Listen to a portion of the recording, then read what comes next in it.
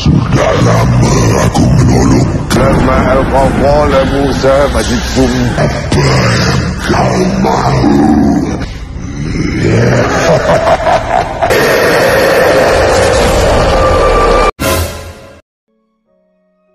Halo sobat pemburu spoiler dimanapun kalian berada. Bagaimana kabarnya? Semoga tetap dalam keadaan sehat selalu yang pastinya.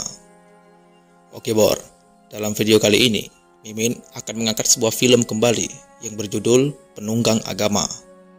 Film ini ditulis oleh Nazri Muhammad Anwar yang dirilis tahun 2021 dan merupakan film produksi negara Malaysia. Penunggang agama adalah istilah yang digunakan untuk menghina orang yang menyalahgunakan agama untuk kepentingan diri atau politik. Film ini menceritakan tentang seorang ustadz yang melakukan ruqyah atau pengobatan batin pada orang-orang yang mengalami gangguan-gangguan gaib. Namun saat melakukan pengobatan pada keluarga Amir mencurigai perbuatan Pak Ustadz. Apakah kecurigaan keluarga Amir benar atau persangka mereka menjadikan fitnah? Lalu siapakah Pak Ustadz tersebut? Bagaimana ceritanya? Ini ceritanya.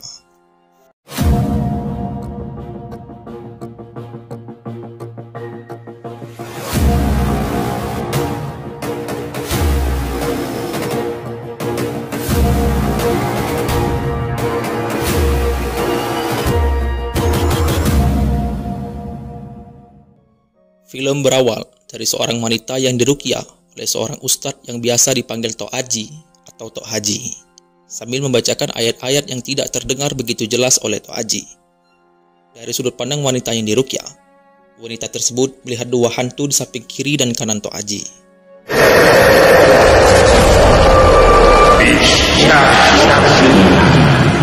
Setelah selesai diruqyah, warga yang menemani pun mengucapkan terima kasih kepada Tok Haji dan memberikan uang segepok yang dibungkus amplop kepadanya.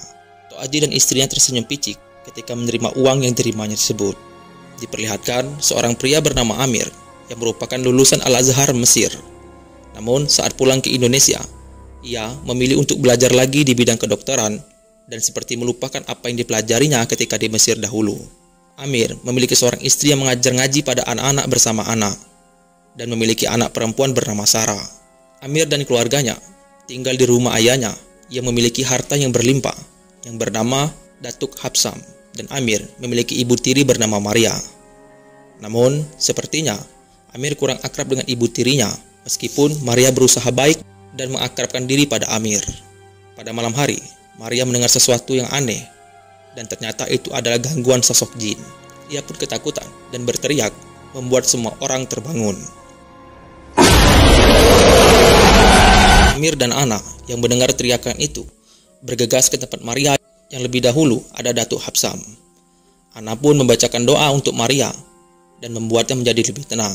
Keesokannya, Datuk Hapsam pergi bersama Maria bertemu dengan teman-temannya dan menceritakan apa yang terjadi semalam. Teman-temannya menyarankan untuk menemui seorang ustadz dan berobat kepada mereka. Karena menurut mereka banyak orang-orang yang iri kepada orang-orang seperti Datuk Hapsam dan teman-temannya karena kekayaannya. Tetapi Datuk Hapsam tidak percaya akan hal itu. Namun teman-temannya tetap saja memberikan nomor telepon ustadz terkenal yang mereka katakan. Ketika Sarah pulang dari sekolah, ia melihat ibunya yang bertingkah aneh, dan ia pun mengikut ibunya ke gudang. Saat tiba di gudang, ia tidak melihat ibunya, dan di saat itu ia bertemu dengan jin. Malamnya, Maria diganggu kembali oleh jin, membuat semua orang bergegas melihatnya. Datuk Hapsam yang takut Maria kenapa-napa segera menghubungi ustadz yang dikatakan temannya tadi. Ustadz itu bernama Tok Haji. Tok Haji datang bersama istrinya melakukan ritual pengusiran setan. Kejadian-kejadian gaib benar terjadi. Tetapi Tok Haji dapat mengusir jin tersebut dengan mudah. Datuk Hapsam sangat berterima kasih kepada Tok Haji karena telah mengobati istrinya. Namun Amir merasa janggal dan curiga pada Tok Haji. Keesokannya, Amir mencari tahu tentang Tok Haji dan istrinya. Saat pulang ke rumah, Amir melihat Tok Haji datang kembali bersama istrinya yang memercikkan air ke sekitar rumah Datuk Hapsam dengan tujuan untuk memagari rumah agar tidak diganggu oleh hal-hal gaib. Amir dan Ana hanya dapat melihat perbuatan Tok Haji dan istrinya. Lalu, Tok Haji memberikan Maria sebuah botol yang berisi air yang telah dibacakan ayat-ayat suci Al-Quran. Namun Amir merasa curiga pada Tok Haji dan menyarankan untuk membawa Maria ke rumah sakit. Tetapi hal itu ditolak oleh Datuk Habsam. Malamnya, ketika Ana dan Amir berdua di kamar tidur, Ana mengatakan bahwa Tok Aji bukanlah seorang ustadz, melainkan seorang dukun. Ana mengatakan bahwa Tok Aji hanya berpenampilan seorang ustadz seperti yang Ana ketahui dari almarhum ayahnya. Almarhum ayahnya dulunya seorang praktisi ruqyah Islam yang sering berhadapan dengan orang-orang seperti Tok Aji. Ana juga mengatakan kalau Tok Aji meruqyah dengan bacaan-bacaan yang tidak jelas asalnya, tidak sesuai apa yang diajarkan almarhum ayahnya dahulu yang berdasarkan Al-Quran dan hadis. Amir mengatakan pada Ana untuk tidak boleh seuzon karena Ana tidak memiliki bukti apapun mengenai Tok Aji. Keesokan harinya, Datuk Habsam datang ke rumah Tok Aji dan meminta maaf secara langsung atas apa yang dilakukan oleh Amir kemarin. Tok Aji mengatakan bahwa ia tahu orang yang mengirim santet kepada Datuk Habsam, tetapi merahasiakan darinya. Namun Datuk Habsam terus mendesak Tok Aji untuk memberitahunya. Tok Aji pun mengatakan bahwa mungkin Amir di bawah pengaruh Ana yang melakukannya, karena masih kurang menyukai Maria yang menjadi ibunya. Mendengar jawaban itu, Datuk Habsam sangat terkejut dan merasa tidak percaya. Setelahnya, Datuk Habsam mendapatkan telepon yang mengabarkan bahwa Maria sakit dan mulutnya berbusa. Lalu Datuk Habsam pulang ke rumah bersama Tok Aji dan istrinya yang juga ikut. Ketika mereka datang, Amir dengan nada kesal mengatakan semua yang terjadi kepada Maria ini ulah dari air obat yang diberikan Tok Aji. Mendengari dirinya difitnah, Tok Aji dan istrinya tidak terima dan mengatakan bahwa air tersebut hanyalah air yang dibacakan ayat suci Al-Quran. Karena marah, Tok Aji mengatakan tidak ingin lagi menolong Datuk Habsam dan pergi dari situ. Datuk Habsam memarahi Amir karena perbuatannya. Tetapi Amir menjelaskan bahwa Tok Aji tidaklah membantu.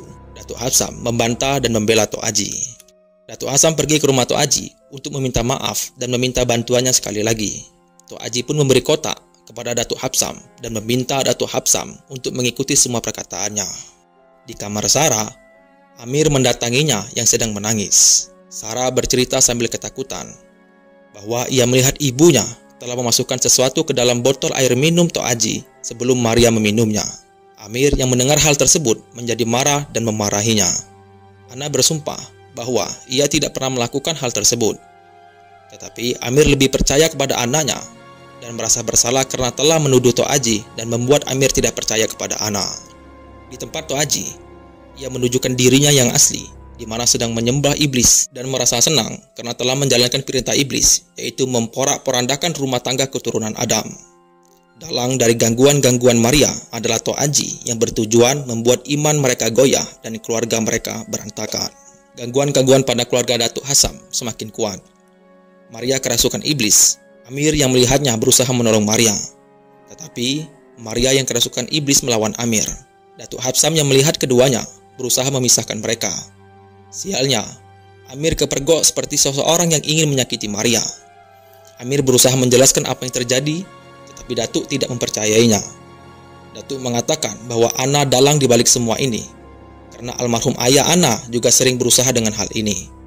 Datuk yang percaya dengan Tok Aji dan terlanjur marah mengusir Amir sekeluarga. Esokannya, Amir sekeluarga pergi ke rumah Hafiz, temannya Amir, untuk menumpang di sana. Di sana, Sarah mengakui bahwa ia telah berbohong dan terpaksa memfitnah ibunya karena ada iblis yang sedang datang padanya dan mengancam untuk membunuh ayahnya jika tidak melakukan perintahnya. Di rumah Tok Aji, terlihat teman Datuk Habsam yang dulunya memberikan nomor Tok Aji padanya, yang ternyata memang bekerja sama untuk menguras harta Datuk Habsam. Malamnya, Tok Aji melancarkan rencananya untuk meminta Datuk Habsam mewakafkan hartanya dengan alasan keperluan agama Islam yang sebenarnya untuk dirinya. Tiba-tiba Amir datang ke rumah Datuk Habsam dan mengatakan bahwa Tok Aji adalah seorang dukun. Lalu, Amir membacakan ayat kursi. Secara ajaib, membuat Datuk Habsam nyaris tersadar. Namun, belum sempat Amir menyelesaikan bacaannya, Maria kerasukan dan menyerangnya. Datuk Habsam menunda penandatanganan surat untuk memberikan hartanya tersebut. Amir dan semua orang yang ada di situ diminta pergi oleh Datuk Habsam. Melihat keadaan tersebut, Tok Aji menggunakan kesempatan tersebut untuk meminta Datuk Habsam mengizinkannya membawa Maria ke rumahnya. Datuk Habsam yang tidak dapat berpikir dan mempercayai Tok Aji mengiyakan permintaannya tersebut.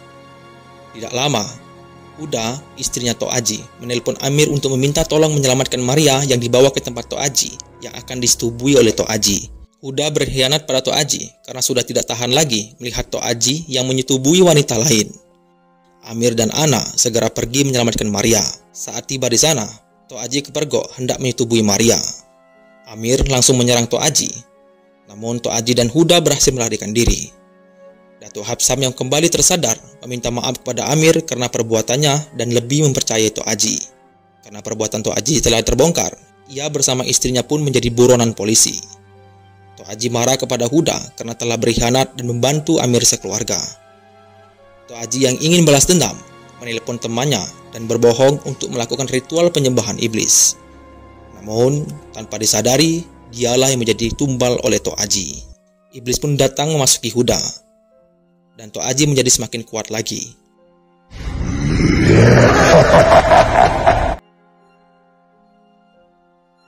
Amir sekeluarga diganggu dan diteror oleh para iblis, bahkan Amir dirasuki oleh iblis. Namun Ana berhasil menyelamatkannya. Karena dikalahkan dan merasa tidak puas, Tok Aji meminta iblis untuk memberikan kekuatan yang lebih.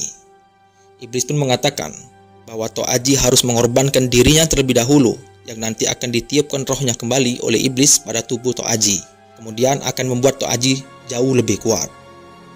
Tok Aji yang percaya dan melaksanakan perintah iblis dengan mengorbankan dirinya. Iblis pun menyerang keluarga Amir, namun Amir membacakan ayat-ayat suci yang membuat semua iblis pergi. Iblis mengatakan pada Tok Aji bahwa ia tidak dapat menghancurkan orang-orang yang beriman, yang membuat Tok Aji pun kaget. Tok Aji menagih janji iblis yang akan menghidupkannya kembali. Namun sang iblis hanya tertawa karena Tok Aji telah terkena tipu muslihat iblis.